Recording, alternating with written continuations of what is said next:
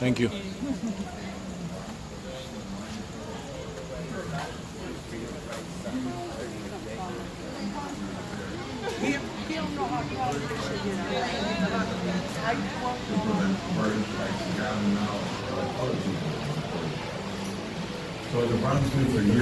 My God, mami, eso se ve.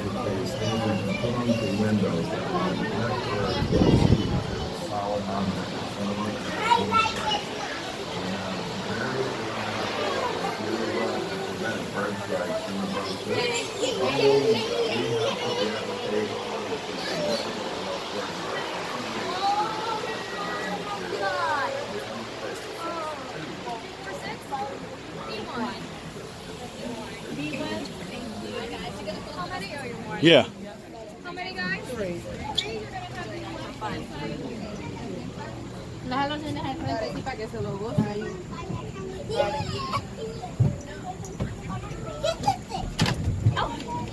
Déjame allá en la esquina. Bueno, está bien. Sí, es para enfrente. ¿Te quieres estar acá con el muchacho para que pueda Clear the closing doors, please. Dale. Ah, sí, estoy bien aquí. Good morning, Bronx Zoo explorers, and welcome aboard the Wild Asia Monorail. My name is Steve, and I'll be your safari guide and driver. Mami, hubiese cambiado. And after we get over the Bronx River, we will be transported to Asia, as if by magic. We'll see animals from China to India, Cambodia to Nepal, and more. So for your safety, please remain seated at all times, with your hands and feet inside the car.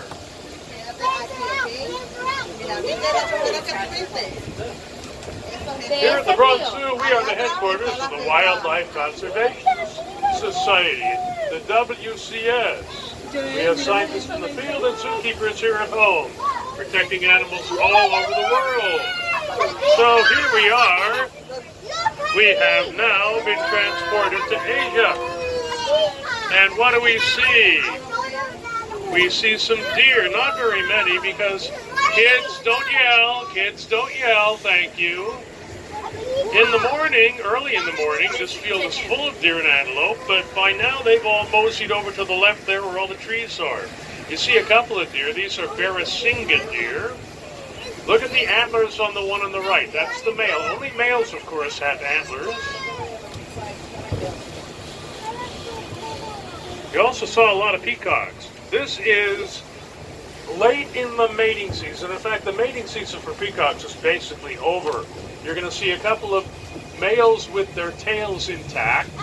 If you do, that means they're bachelors, because after the male peacock mates, he starts losing his tail feathers one by one, until by now you're going to see most of the males have no tails. So how do you tell males from females right now? Well, the males still have those beautiful royal blue necks and chests. The females just have a little bit of iridescent green around their necks.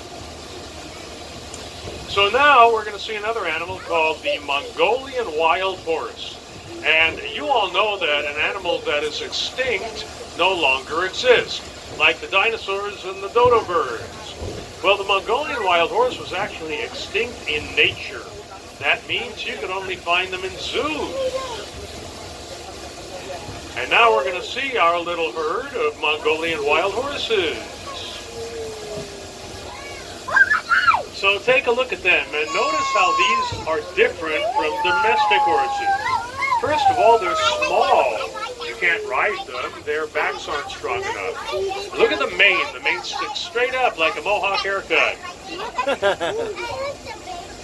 So what happened was, in the 1960s, these horses became extinct in nature. No more anywhere except for zoos. So the zoos got together and said, well, we can't stomach this. We got to do something about it. So they developed herds of horses that were born in the zoos. And they took these horses out to Mongolia and China in the areas where they had become extinct, and they reintroduced them there. So we now have Mongolian wild horses where they belong, out in the wild in Mongolia. This is one of the great successes of animal conservation. Well, right up here, you're not going to see any animals because this is the northern end of the horse exhibit. And you saw the horses down in the southern end.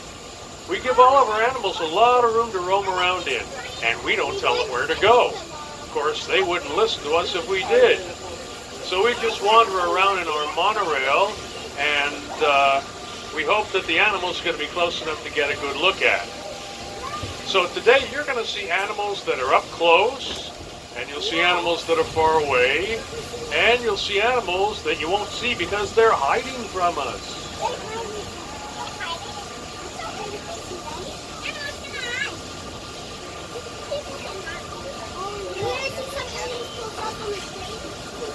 Qué rico se siente respirar aire fresco.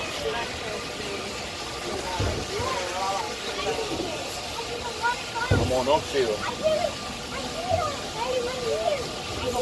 And now we're entering another exhibit where we got two vulnerable endangered species.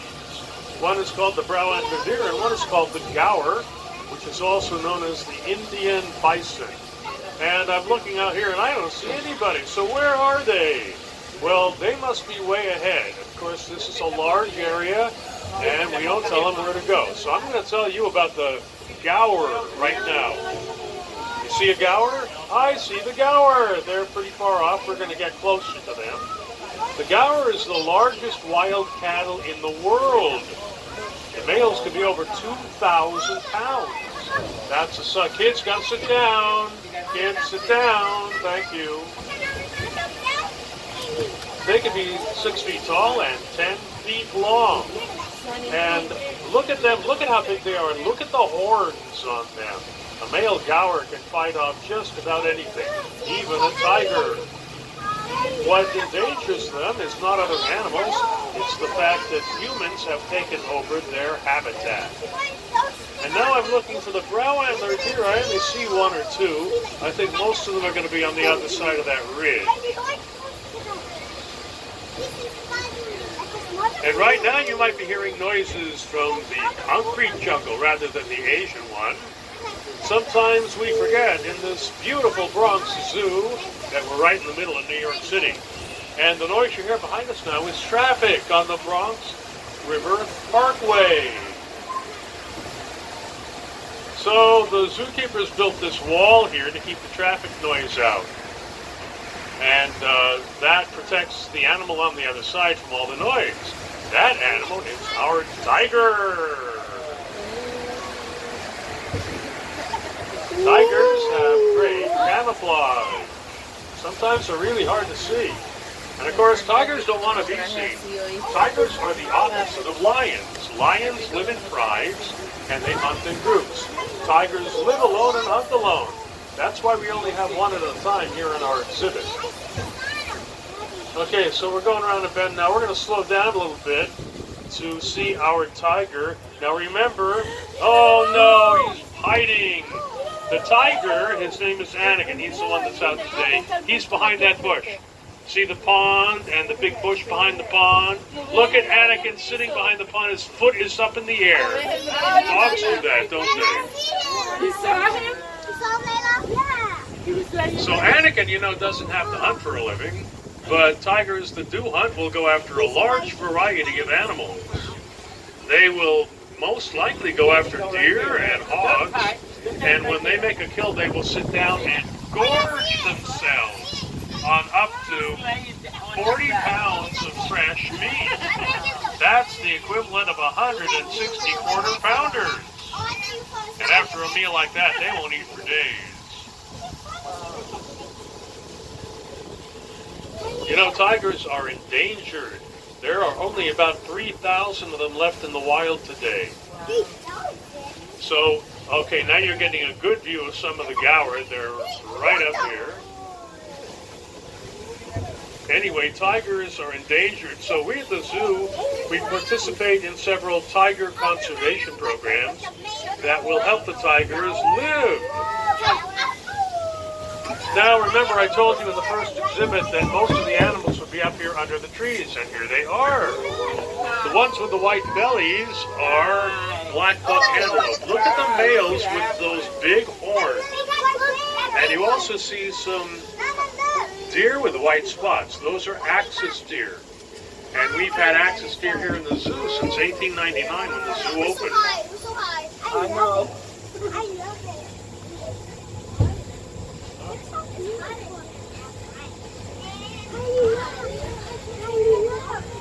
Ajá. Ya los cuernos bien grandes.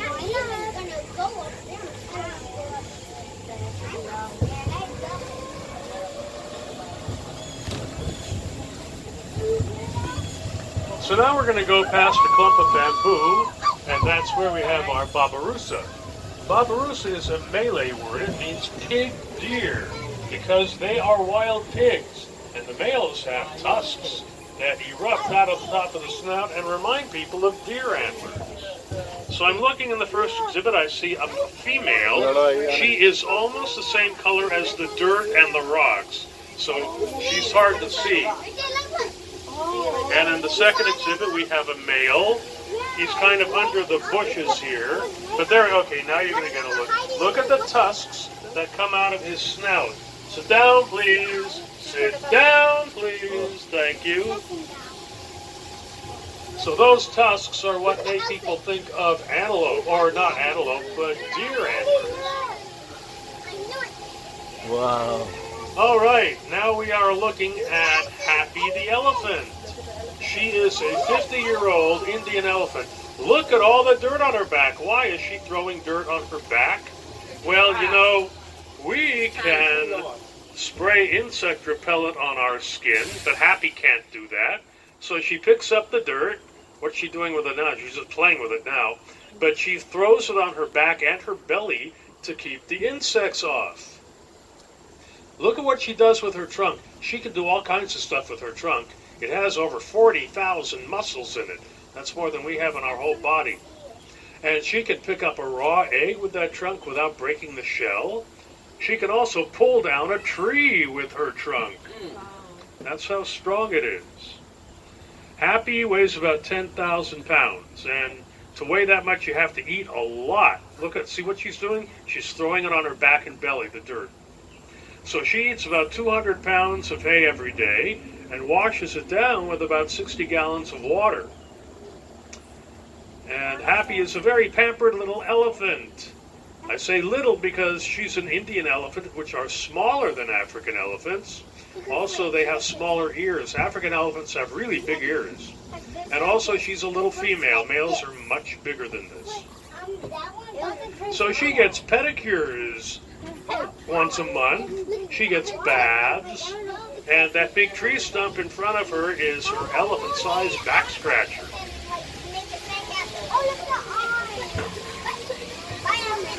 Wow.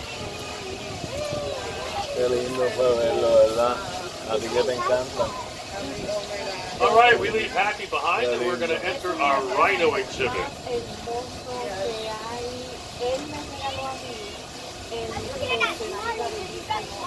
And let's see, where is Callie the Rhino? Is she? There she is. Okay, this is Callie the Rhino. Can you all see? Okay, Callie the Rhino is 32 years old. And look at her, she's all wet. That's because she has been in that mud wallow all morning. This is the first time I've seen her out. And as I said before, we can spray insect repellent on our skin, and Happy the elephant can spray herself with dirt, but Callie the Rhino can't do any of those things. So Callie sits in the mud wallow to get the insects off. I know why she's out now. Look, somebody put hay out for her. That's what she's doing out of the mud wallow. Otherwise, she would still be there. So Callie is 32 years old.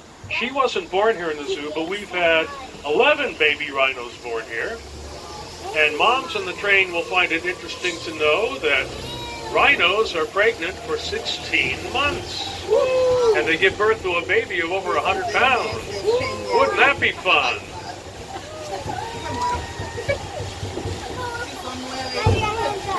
Well, rhinos make their own mud wallows. They stomp around in the mud with their 3,500 pounds of weight, and they create kind of a mud bathtub. And then they sit in it, as I said, to keep the insects off, also to keep cool. This is the first mud wallow that we had in the zoo. This was built in 1977 when the monorail opened. But the rhinos didn't like it, so they wouldn't use it. So the zookeepers just covered it back up. And then the rhinos came back and they stomped around until they had created a new mud wallow exactly the way they wanted it. Forget what the zookeepers want. So we take care of our rhinos and tigers and bears and all kinds of other animals by participating in a cooperative zoo management program called the Species Survival Plan. And what we do is we get together with zoos all over the world, and we make sure that between us we have genetically diverse populations of these rare and endangered species. And now we're entering another exhibit where we got 4 species of deer and 1 species of antelope. But where are they? I don't see anybody. Well, this is another big exhibit, so they must be over at the other end. Now you might be seeing the animals eating the plants here, and these are not exactly the same plants they would have in their Asian habitat, but they're similar. And we try to make them similar enough so they will be healthy for the animals. Also, we do it for their taste buds.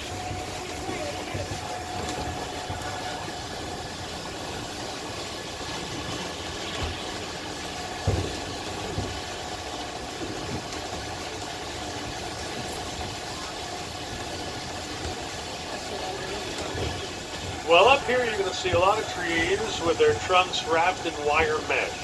That's because when the deer and the antelope play, they like to rub their horns and antlers against the trees, and that can rub off the bark. If they rub the bark all the way around the tree will die. So we protect our trees against the deer and the antelope playing. So where are the deer and the antelope? Oh, there they are. Look at all those deer sitting in front of the fence. Those are called hog deer. They're short and squat like hogs. Okay, now look up there. Follow this little stream up the hill. You're going to see 3 antelopes. Those animals lying down are all nilgai antelopes. And nilgai means blue bull. Let me move up a little more. Nilgai means blue bull in the Hindi language. They are from India. And notice the one on the left, there are 3 of them. The one on the left is the bull. And he's kind of a bluish-gray color. But look at his head. The other 2, by the way, are females. They're brown. They're a different color than the male. Look at the male's head. You will see horns. Those little tiny horns. Nilgai are noted for the fact that their horns are very small. Most antelope have horns that are a lot bigger. And the difference between antlers and horns is that antlers fall off once a year and then they grow back. Horns never fall off. Antlers branch out like a candelabra. Horns do not branch out. They stick out in one piece. And deer have antlers and antelope have horns. And in a couple of minutes we're going to go over the river again. You'll see another animal with horns. But those horns are going to be a lot bigger.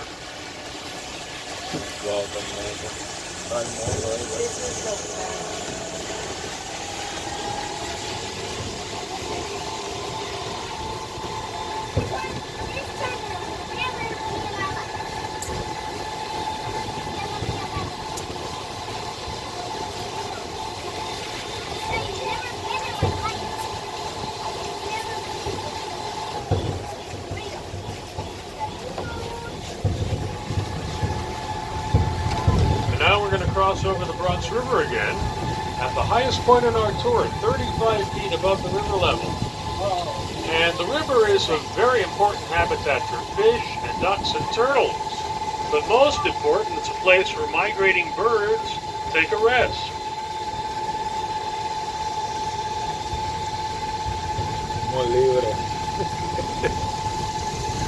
And now we're over the river and through the woods, and we are in a rocky terrain where we keep our mountain goats. On this rock here is one of our older male Markhor mountain goats. And I see some babies, I see some moms. Now look here, this old guy with all the white hair and those really long horns, over 5 feet long, that is Herb. Herb is the alpha male, and we've had over a dozen babies born here in the past few months. Herb is father of every one of the babies. He's the alpha male.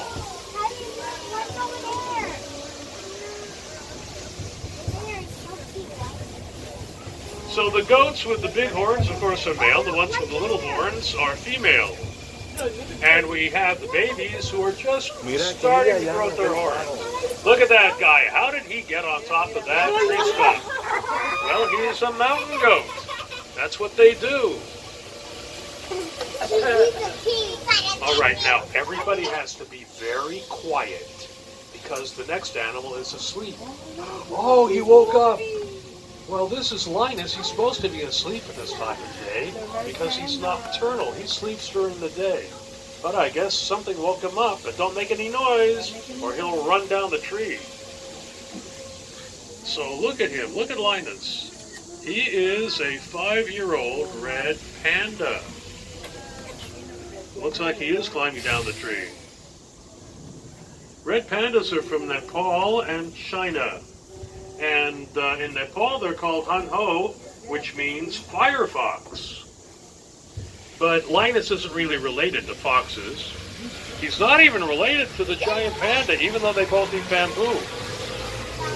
Linus is really related to skunks and weasels.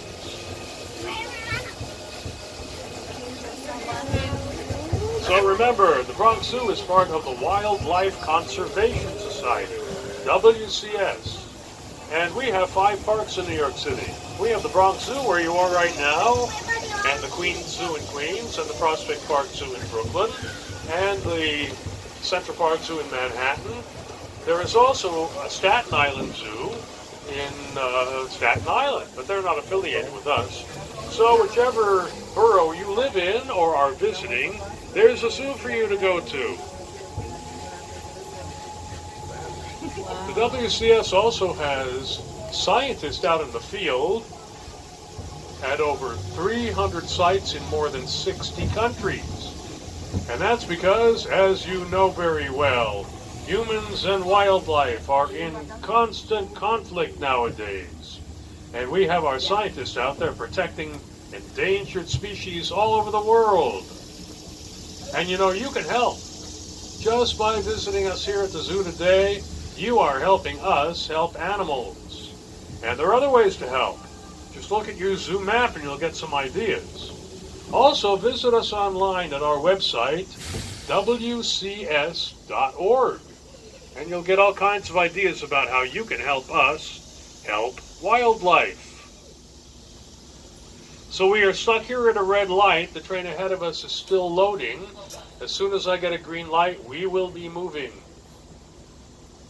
And by the way, if you're in Coney Island anytime soon, and it's only a subway ride away, go out to the New York Aquarium. That's one of our parks out in New York City. The New York Aquarium just opened a brand new exhibit a month ago. It's called Ocean Wonders Sharks. That'll be very cool. Go out and check that out. The New York Aquarium out in Coney Island.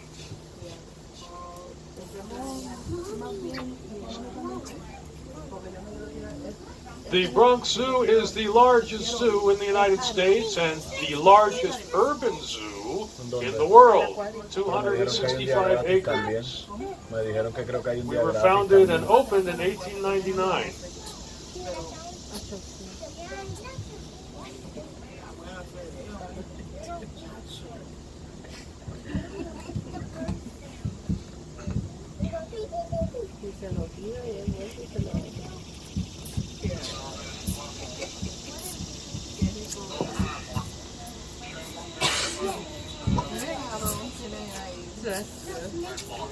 Le gusta más el dedo que el pollo. Nunca bueno.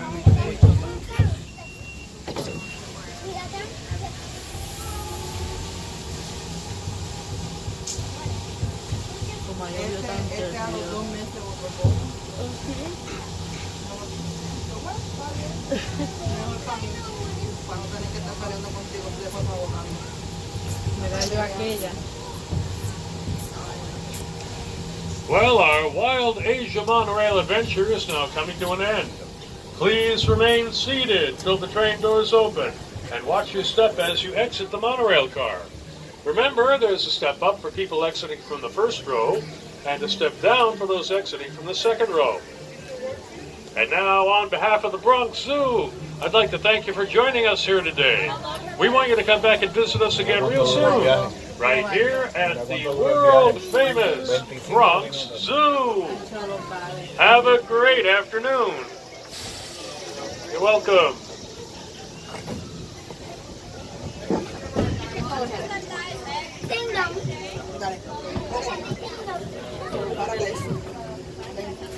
Conteste.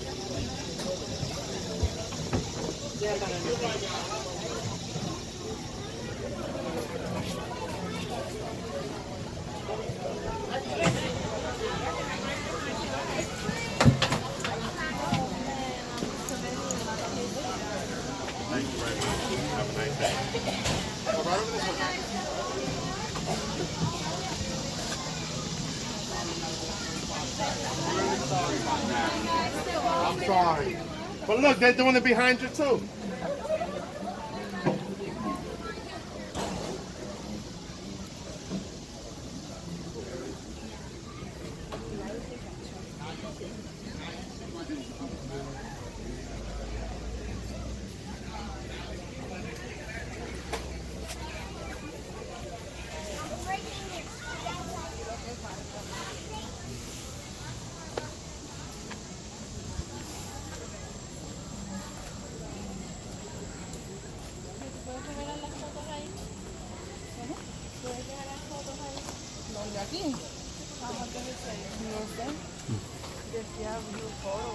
Es que te cogieron en un infraganti.